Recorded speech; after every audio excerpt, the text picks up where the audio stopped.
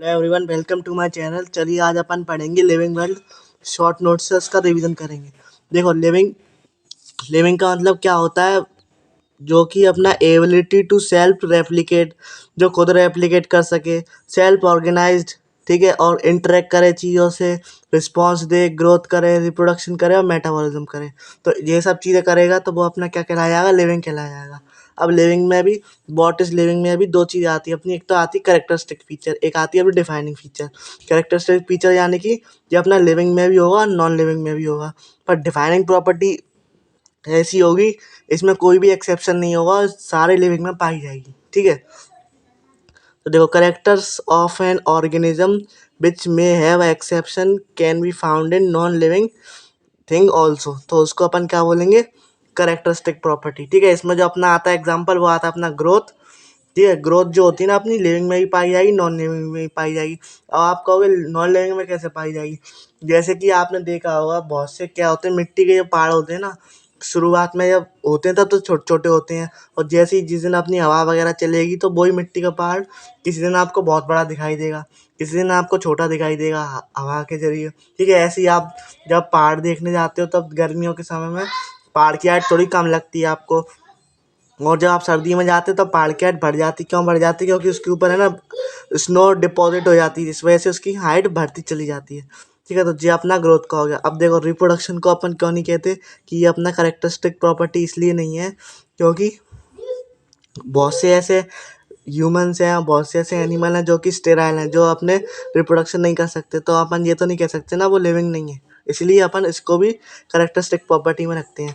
अपन बात करते हैं डिफाइनिंग की। डिफाइनिंग में अपने आते हैं कॉन्शियसनेस, सेल ऑर्गेनाइजेशन, मेटाबॉलिज्म, ठीक है। कौन कौन से आएंगे? कॉन्शियसनेस, सेल ऑर्गेनाइजेशन और मेटाबॉलिज्म। अब एक एक करके इन सब के बारे में अपन डिटेल में बात करते हैं। देखो, ग्रोथ क्या होती है? एक परमानेंट होती है, ठीक है, इरिवर्सिबल चेंज होती है।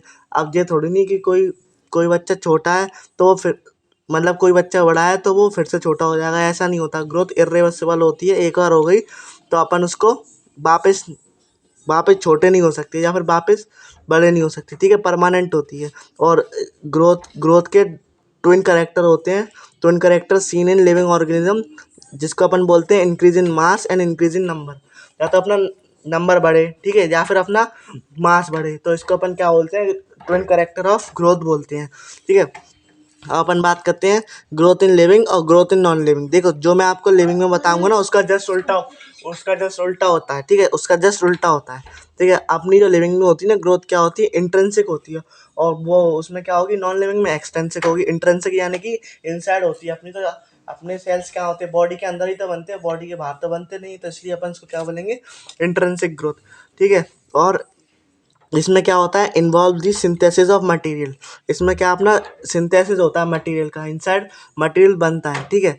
और जो अपना कैसा है? इंटरनल फिनोमेना है। इसका जैसे उल्टा आप नॉन लिविंग में कर दो, उसमें कैसी होगी? एक्सटेंसिंग होगी, यानी कि बाहर से ग्रो करेगा, एक्सटर्नल फिनोमेना है, ठीक है। और उसमें कोई सिंथेसिस नहीं होगी, उसमें एक्यूमुलेशन होगा, उसमें कोई सिंथेसिस नहीं होगी, उसमें खाली चीज़ें आके जमा होंगी सरफेस पे या किसी भी चीज़ पे, खाली जमा होंगी, सिंथेसिस नहीं होगी, ठीक है। तो ये बात आपको ध्यान रखनी है नॉन लिविंग में। अपन बात करते हैं सिंथेसिस ऑफ मटेरियल। और मटेरियल भी काफ़ी टाइप के होते हैं, कुछ होते हैं नॉन लिविंग, कुछ होते हैं लिविंग। तो नॉन लिविंग अपने किस में आएंगे? एपोप्लास्टिक मूवमेंट में। और लिविंग किस में आएंगे? अपने सिम्प्लास्टिक मूवमेंट में। ये तो आपने प्लांट वाले चैप्टर में भी पढ़ा था, ट्रांसपेरेंट प्लांट, जब आपने पढ़ा होगा चैप्टर क्लास 11th में, तो आपने उसमें भी देखा था कि एपोप्लास्ट कौन सा होता है? ज़्यादातर वो डेड डेड पार्ट से तो ले आता था पानी को, और सिम्प्लास्टिक लिविंग पार्ट से ले आता था। ऐसे ये सिंथेसिस ऑफ मटेरियल, एपोप्लास्टिक और सिम्प्लास्टिक। इसमें होगा नॉन नॉन लिविंग थिंग जैसे कि सेल वॉल, और सिम्प्लास्टिक में होगा लिविंग थिंग जैसे कि plasma membrane, cell cell organise, ठीक है। अब अपन बात करते हैं आगे। तो देखो, जो अपनी ग्रोथ इन प्लांट्स होती है ना, वो कैसी होती है? एक तो इनडिटर्मिनेंट, ओपन टाइप और लोकलाइज्ड होती है। आपने ये तो सुना ही होगा कि मेरिस्टम जहाँ पे होंगे वहाँ अपनी क्या होगी? ग्रोथ होगी। तो आपने ये तो सुना ही होगा कि अपने दो टाइप के मेरिस्टम होते हैं, root root apical meristem and shoot apical meristem, intercalary meristem. तो ये कुछ ही जगह पे तो अपनी ग्रोथ हो रही है, अपनी रूट में हो रही है, शूट में हो रही है, कुछ जगह तो हो रही है, इसलिए इसको अपन बोलते हैं लोकलाइज्ड और ओपन टाइप की होती है।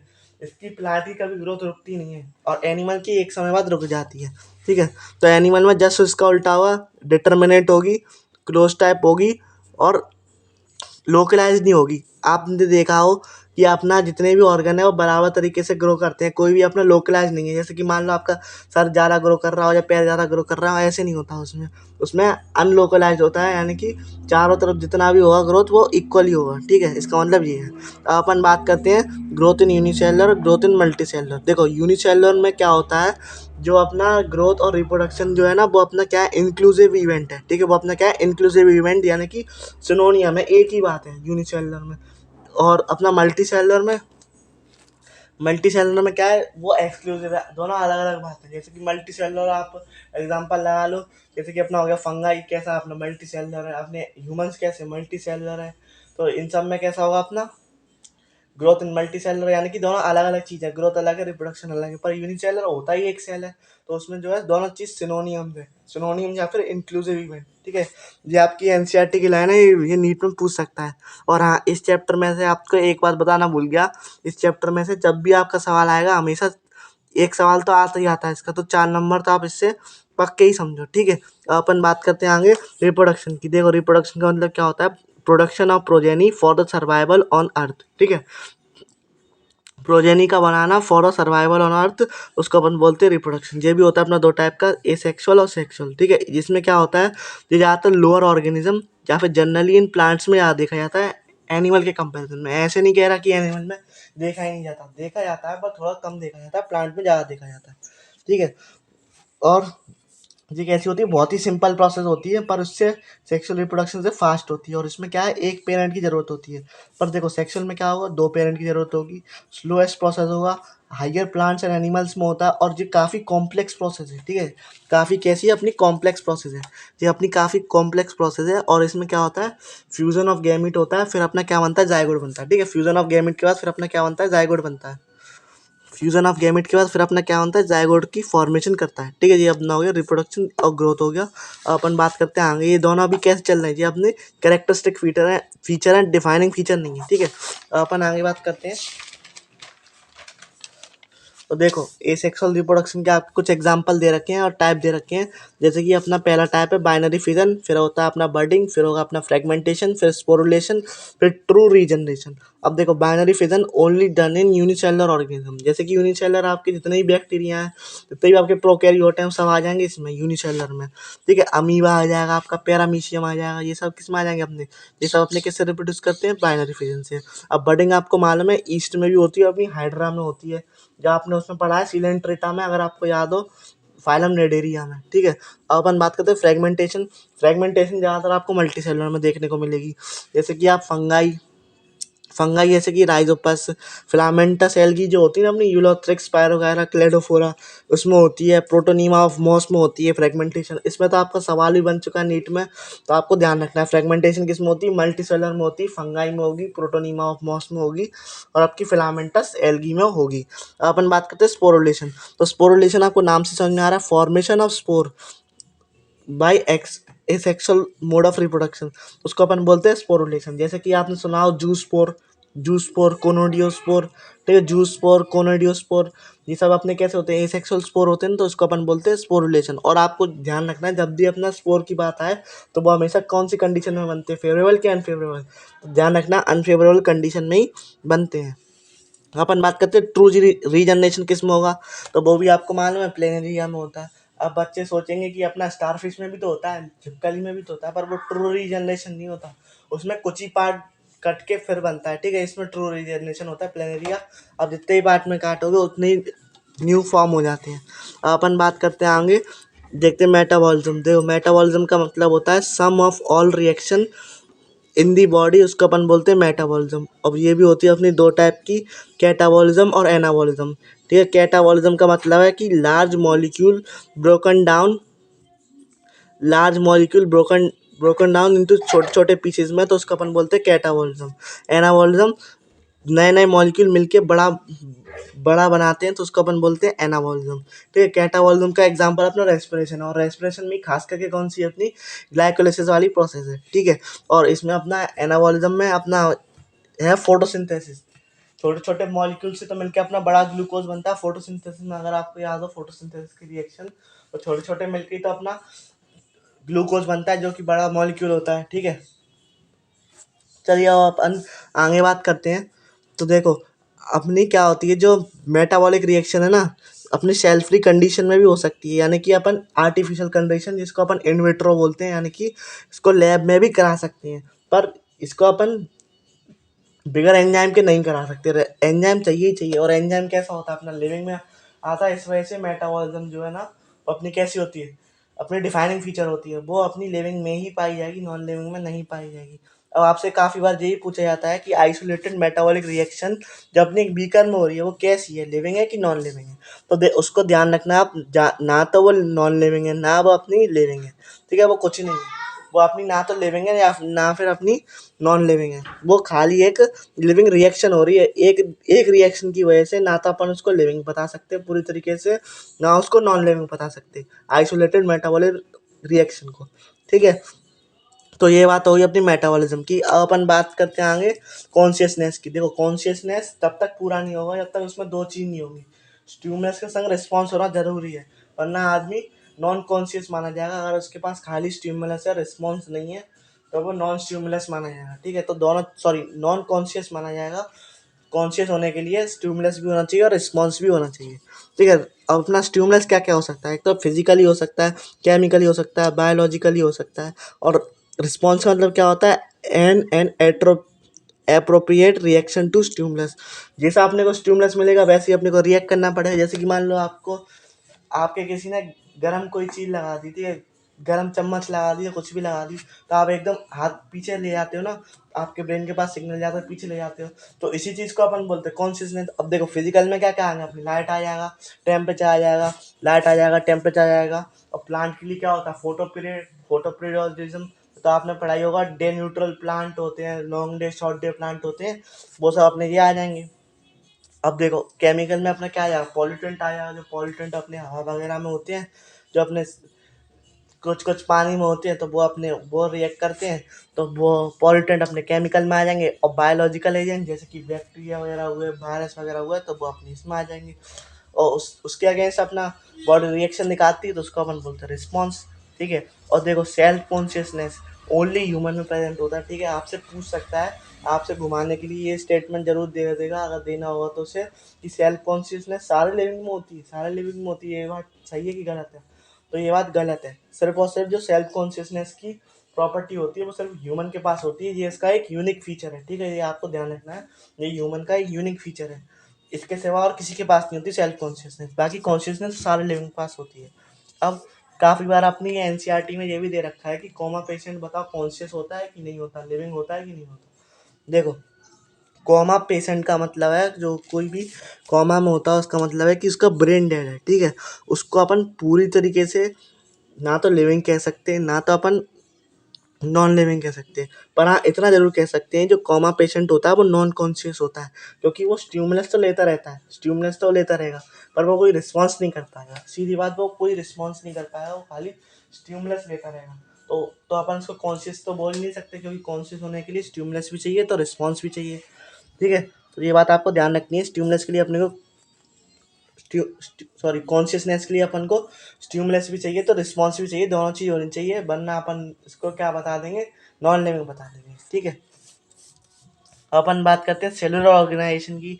तो पहले अपन स्टार्ट करते हैं कौन से लेवल से चालू हुआ था, अपना एटॉमिक लेवल से, ठीक है। एटॉमिक लेवल, फिर आया अपना मॉलिक्यूलर लेवल, फिर आया सब सेलुलर लेवल, फिर सब सेलुलर लेवल में भी अपने नॉन लिविंग आए और लिविंग आए, ठीक है। नॉन लिविंग में जैसे कोलॉइड्स हो गए, अपने मिक्सचर हो गए, सस्पेंशन हो गए, जो कि आप सरफेस केमिस्ट्री में पढ़ते हो वो सब। और अपने लिविंग में साइटोप्लाज्म हो गया, प्लाज्मा मेम्ब्रेन हो गया, सेल ऑर्गेनील्स हो गया, ये सब हो गया। फिर इससे क्या बनेगा, अपना सेलुलर लेवल आएगा, फिर सेलुलर लेवल से टिश्यू लेवल आएगा, टिश्यू से टिश्यू सिस्टम आएगा, टिश्यू सिस्टम से ऑर्गन आएगा, ऑर्गन से ऑर्गन सिस्टम आएगा, फिर अपना पूरा ऑर्गेनिज्म बन जाएगा। ये अपनी क्या है, पूरी साइकिल है, सेलुलर लेवल्स की साइकिल है, ठीक है। सेलुलर ऑर्गेनिज्म भी ये अपना क्या है, डिफाइनिंग फीचर है किसका, लिविंग का। ये लिविंग में ही पाया जाता है, नॉन लिविंग में नहीं पाया जाता। नॉन लिविंग में आपकी साइकिल यहीं तक ही आके रुक जाएगी, इसके आगे नहीं जाएगी, ठीक है। इसीलिए अपना ये सिर्फ और सिर्फ सेलुलर ऑर्गेनाइजेशन किस में पाया जाता है, लिविंग में ही पाया जाएगा, नॉन लिविंग में नहीं पाया जाएगा। अब देखो property of tissue is not present in the constituent cell but arises due to the underlining interaction between them. क्या होता है, जो अपने मालूम है आपको, ये तो बात मालूम है कि ग्रुप ऑफ सेल्स को अपन टिश्यू बोलते हैं। तो जरूरी नहीं है जो टिश्यू की प्रॉपर्टी है वो उन सबके जो जो वो टिश्यू जिस सेल से मिलके बना है उसमें ही वो प्रॉपर्टी पाई जाए, ऐसा जरूरी नहीं है। ठीक है, बस वो खाली इंटरेक्शन करते हैं। ये बात आपकी एनसीईआरटी में लिखी, तो इसको आपको ध्यान रखना है। और अब ये भी बात लिखी कि all living organism are linked to each other by sharing the common genetic material. ये भी बात आपको मालूम है, अगर आपने डीएनए फिंगरप्रिंटिंग पढ़ा हो तो उसमें 99 पॉइंट कुछ 9% तक तो अपना डीएनए सेम ही होता है, बस 0.1% ही तो अलग होता है सामने वाले से। इसको अपन क्या बोलते हैं, BNTR, variable number of tandem repeats. ठीक है, तो तभी तो अपन उससे डीएनए फिंगरप्रिंटिंग कर सकते हैं ना। तो बस यही बताया इसमें कि maximum part of the DNA जो होता है ना, सबका ज़्यादातर कॉमन जेनेटिक मटेरियल होता है, बस छोटा सा वेरिएशन की वजह से अलग अलग आदमी बनता है। ठीक है, अब अपन बात करते हैं बायोडाइवर्सिटी। देखो, biodiversity all diverse kind of organism are present on earth, इसके बारे में बताती है। ठीक है, अब अपने को टैक्सोनॉमिकली नॉन स्पीसीज कौन कौन सी है। देखो, अगर अपन बात करें IUCN के अकॉर्डिंग, जो कि अपना बायोडाइवर्सिटी चैप्टर में दे रखा है, उसकी तो 1.5 मिलियन है। पर अपन उसके हिसाब से नहीं, अगर टैक्सोनॉमी वर्ड आ गया तो अपन लिविंग वर्ल्ड के हिसाब से देखेंगे, तो उसके हिसाब से अपन को कितनी नोन है, 1.7 to 1.8 मिलियन नोन है। और आपको याद हो तो रॉबर्ट मे ने कितनी बताई थी, यानी कि 7 मिलियन बताई थी, उसमें से इतनी नोन है, बाकी बची कहाँ अभी तक अपने को पता नहीं है कि मतलब और भी हैं, अभी भी काउंट हो रही हैं। पर अभी जितनी पता है वो खाली अपने को 1.7 to 1.8 मिलियन ही पता है। तो ये बात आपको क्या करनी है, ध्यान में रखनी है। अपन बात करते हैं टैक्सोनॉमी क्या होती है। Taxonomy, it is the branch of science which deals with the classification. ठीक है, ऐसी ब्रांच ऑफ साइंस है जो कि अपना डील करती है क्लासिफिकेशन से। अब इसमें भी क्या आती है अपनी, एक तो क्लासिकल टेक्सोनॉमी आती है, एक अपनी आती है मॉडर्न टेक्सोनॉमी। क्लासिकल टेक्सोनॉमी में ओनली एक्सटर्नल फैक्टर, और मॉडर्न टेक्सोनॉमी में एक्सटर्नल भी है, इंटरनल भी है, structure of cells, developmental process और इकोलॉजिकल इंफॉर्मेशन। ठीक है, एक बार फिर से करते हैं। क्लासिकल टेक्सोनॉमी में खाली एक्सटर्नल फैक्टर होता है, और मॉडर्न टेक्सोनॉमी में external, internal, structure of cells, developmental process और इकोलॉजिकल इंपॉर्टेंस, ये भी होता है अपना मॉडर्न टेक्सोनॉमी में। ठीक है, अब टेक्सोनॉमी के स्टेप्स होते हैं, तो अपने 4 स्टेप्स होते हैं, आपको ध्यान रखना है। सबसे पहले अपन क्या करेंगे, करेक्टराइजेशन, फिर करेंगे अपन आइडेंटिफिकेशन। ठीक है, फिर अपन करेंगे क्लासिफिकेशन, फिर लास्ट में करते हैं अपन नॉमेनक्लेचर। ठीक है, फिर अपन क्या करते हैं, लास्ट में नॉमेनक्लेचर करते हैं। अब अपन बात करते हैं सिस्टमैटिक्स की। सिस्टमैटिक्स का मतलब होता है, पहले तो अपन ये जानते हैं सिस्टमैटिक्स कौन से वर्ड से डिराइव्ड है, तो वो अपना लैटिन वर्ड से डिराइव्ड है। सिस्टमैटिक्स का मतलब है कि अपना टैक्सोनॉमी प्लस फाइलोजेनी, यानी कि इवोल्यूशनरी हिस्ट्री, इन दोनों को मिला के अपनी क्या बनती है, सिस्टमैटिक्स बनती है। ठीक है, इन दोनों को मिला के अपनी क्या बनती है, सिस्टमैटिक्स बनती है। इसी पे ही कार्लोस लीनियस ने एक किताब लिखी थी जिसका नाम अपना सिस्टमा नेचुरी। ठीक है, क्या नाम है इसका, अपना सिस्टमा नेचुरी। अब nomenclature it is the process of assigning the scientific name on the basis of biological name. इसीलिए अपना आया था बायोनॉमियल नॉमेनक्लेचर, जो कि दिया था किसने, कैरोलस लीनियस ने। ठीक है, जो कि किसने दिया था, कैरोलस लीनियस ने। जैसे कि मान लो जब का क्या लिखा है, मैग्नीफेरा इंडिका लिन। ठीक है, ये अपना किसका नाम है, साइंटिफिक नाम है किसका, मैंगो का नाम है।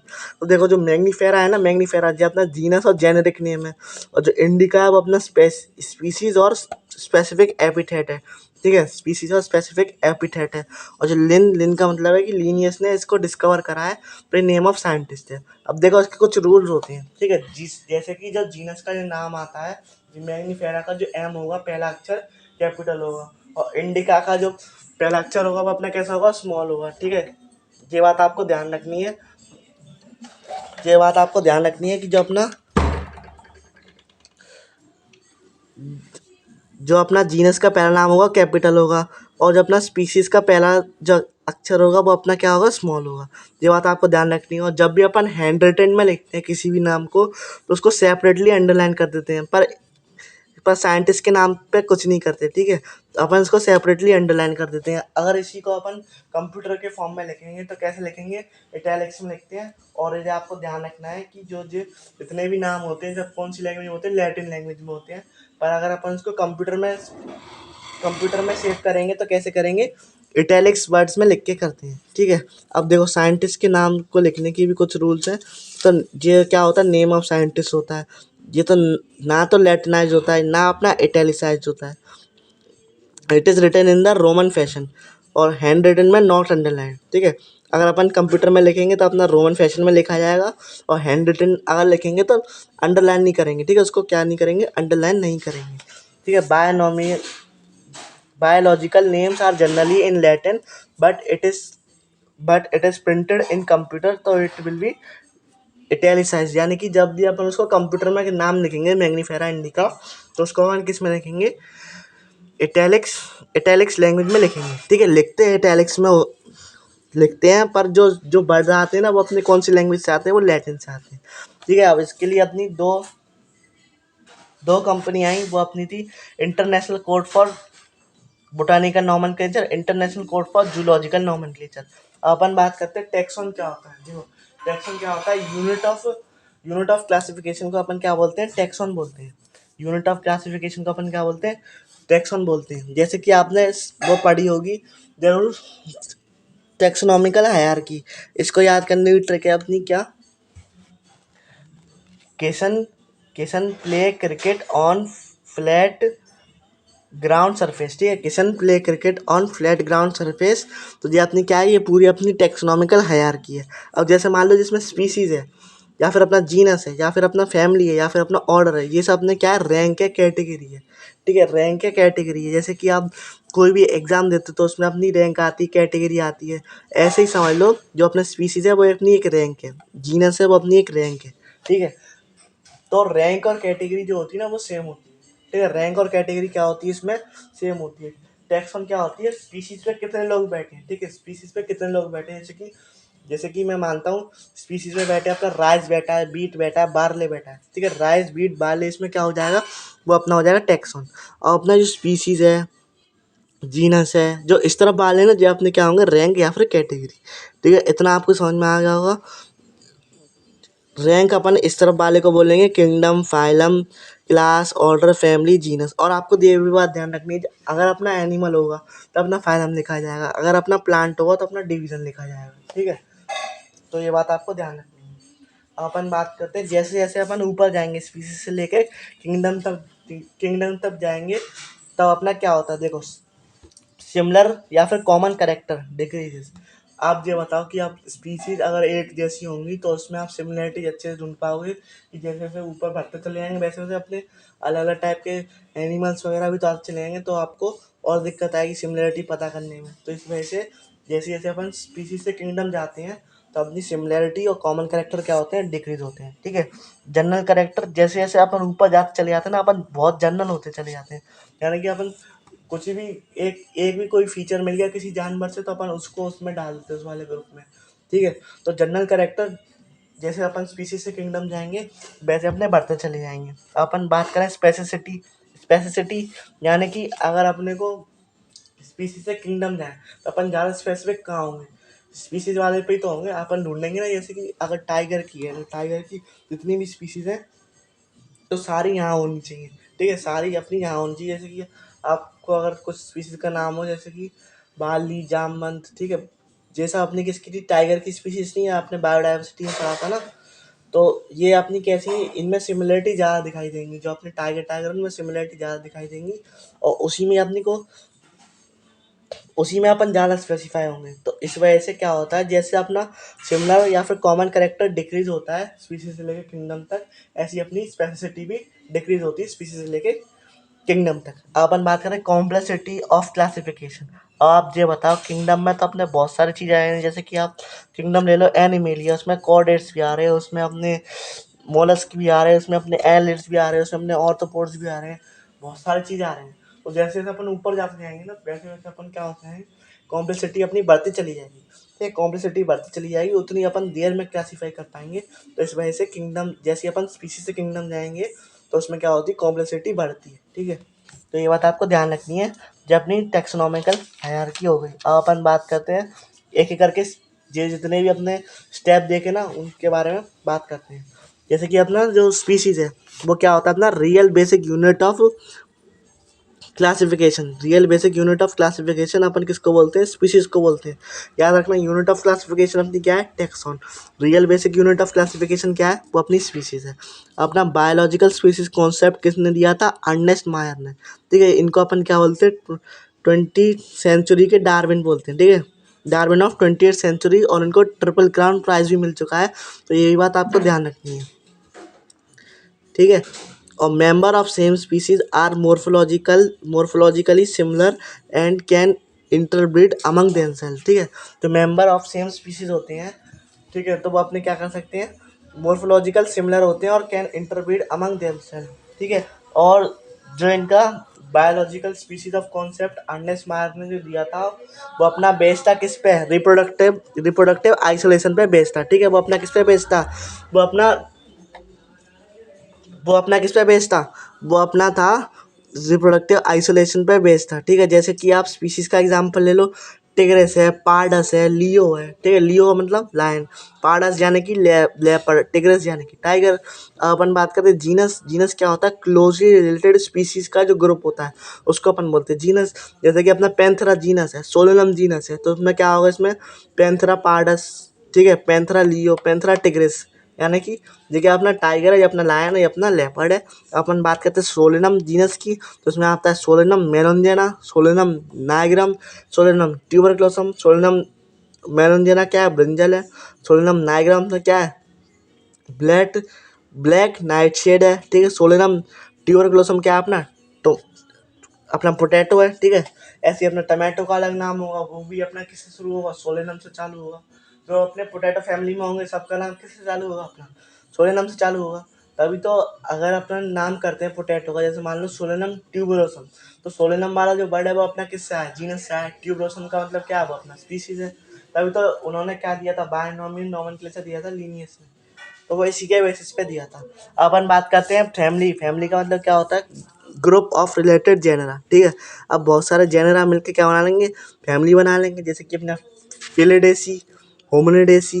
ठीक है, इसमें जो सॉरी फिलिडेई, इसमें डेई डेई आता है। इसमें देखो, एनिमल में सफिक्स जो आता है ना, वो क्या आता है?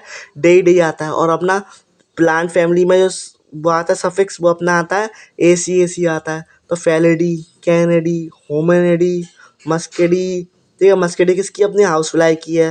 होमिनिडी अपनी किसकी है? ह्यूमंस की है। कैनेडी किसकी? अपनी डॉग की है। फैलिडी किसकी? अपनी कैट की फैमिली है। ठीक है, अपनी प्लांट की फैमिली जैसे कि लिलिएसी, फेबिएसी, सोलेनेसी, पोएसी, सब में एसी एसी वर्ड आ रहा है ना, तो आप इससे समझ सकते हो। अब अपन बात करते हैं, इसके बाद आता है अपना, देखो फेलिडेसी में अपनी क्या आएगी? एक तो फेलिस आएगी, पैंथेरा आएगी फैमिली में, और सोलेनेसी में सोलेनम धतूरा पिट्यूनिया आ जाएगा। अपन बात करते हैं ऑर्डर की, तो ग्रुप ऑफ रिलेटेड फैमिलीज। इसमें जहाँ तक देखो, इसमें अपन कंफर्म नहीं कह सकते कि जिसमें पीछे ए आ रहा है सफिक्स, वो अपना एनिमल की ऑर्डर है, जरूरी नहीं है, क्योंकि अपना काफ़ी सारे जैसे मैमलिया, मैमलिया में भी तो वो आ रहा है पीछे ए, पर वो होती तो क्लास है, होती किसकी क्लास है? अपनी ह्यूमन की क्लास होती है। तो इसी वजह से जरूरी नहीं जिन जिनमें ए आ रहा हो पीछे, वो अपनी क्लास हो एनिमल में, तो ये बात आपको ध्यान रखनी है। अब इसके एग्जांपल आप देख सकते हैं, जैसे कि प्राइमेटा, रोडेंटिया, कार्निवोरा। ठीक है, कार्निवोरा में अपने क्या क्या आ जाएंगे? डॉग आ जाएगा। ठीक है, डॉग आ जाएगा, अपना कैट कैट आ जाएगा, कैट की पूरी फैमिली आ जाएगी, लॉयन, टाइगर सब आ जाएंगे इसमें। ठीक है, जैसे जैसे अपन ऊपर जाते जाएंगे, वैसे वैसे जो ग्रुप है ना, वो भी बड़े होते चले जाते हैं। तभी तो अपन अपने को ज़्यादा कॉम्प्लेक्सिटी आती है क्लासीफाई करने में। ठीक है, इसमें क्या आएगा? अपना एल से एल्स आएगा। जब अपना प्लांट्स में सफिक्स यूज होता है ऑर्डर के लिए, वो अपना एल्स होता है, जैसे कि सेपेंडेल्स, पोएल्स, पॉलीमोनियल्स। सेपेंडेल्स अपना किसका है? मैंगो का। पोएल्स अपना किसका है? बीट का। और पॉलीमोनियल्स ऑर्डर में अपने क्या आते हैं? एक तो कॉन्वोनेसी और अपना सोलेनेसी। ठीक है, कॉन्वोनेसी और सोलेनेसी इसमें आता है अपना स्वीट पी वगैरह आता है। और सोलेनेसी आपको मालूम ही, पोटैटो फैमिली को बोलते हैं, तो उसमें पोटैटो से रिलेटेड सारी स्पीसीज आती हैं। जैसे कि अपनी इसमें डाइकॉट फैमिली ज़्यादातर आती है इसमें, और इसमें अपनी कैसी आती है? डाइकॉट ही आती है। ठीक है, कॉन्वोलेसी और सोलेनेसी दोनों ही अपनी कैसी डाइकॉट फैमिली है। अब अपन बात करते हैं फाइलम स्लैश डिवीजन। अब अपन और ऊपर चले गए, जैसे कि मान लो अपना एंजियोस्पर्म है। एंजियोस्पर्म में अपने क्या आएंगे? मोनोकॉट्स भी आएंगे और डाइकॉट्स भी आएंगे। जब अपना एंजियोस्पर्म किसका किसका है? ये अपना प्लांट का डिवीजन है, ठीक है। उस आपको ध्यान रखना है कि फाइलम अपन किस में बोलेंगे, एनिमल में बोलेंगे, डिवीजन अपन किस में बोलेंगे, प्लांट में बोलेंगे, ठीक है। अब इससे किंगडम और ऊपर पूछेगा किंगडम यानी कि बहुत ज़्यादा बड़ा ग्रुप, जैसे किंगडम प्लांटे, किंगडम प्लांटे में कितनी सारी चीज़ें आती हैं, एल्गी आती है, ब्रायोफाइट आते हैं, टेरिडोफाइट आते हैं, जिम्नोस्पर्म आते हैं, एंजियोस्पर्म आते हैं, बहुत सारी चीज़ें आती हैं। किंगडम एनिमलिया कितना बड़ा है, ठीक है। किंगडम सबसे बड़ा वाले ग्रुप को बोलते हैं अपन किंगडम, ठीक है। तो अपन इस वीडियो में खाली इतना ही रखते हैं, ठीक है। आप अगर चाहो तो इसका स्क्रीनशॉट भी ले सकते हो ताकि आप इसका रिवीजन कर सको अच्छे से।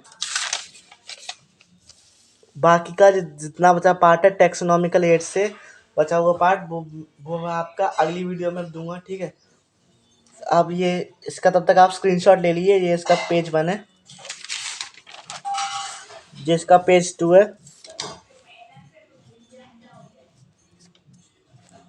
ये इसका पेज 3 है,